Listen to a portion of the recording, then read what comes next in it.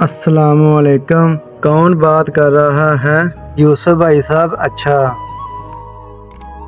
ठीक हो गया, आ जाएंगे। अल्लाह हाफिज। खालिद, किसका फ़ोन था? भाई साहब का फ़ोन था। वो कह रहे थे सफियान की शादी है, उन्होंने हम सबको बुलाया है और कहा है एक हफ्ता पहले आना है। ये हम भाई की शादी में जाएंगे। सफियान भाई की शादी है। मैं तो नए कपड़े पहनूंगी और उधर हम सब के साथ खेलेंगे।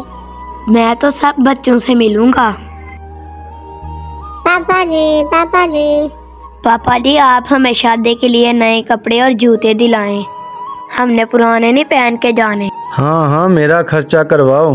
पैगाम आ गया, खर्चे शुरू। हाँ हाँ, आपका खर्चा करवाओ।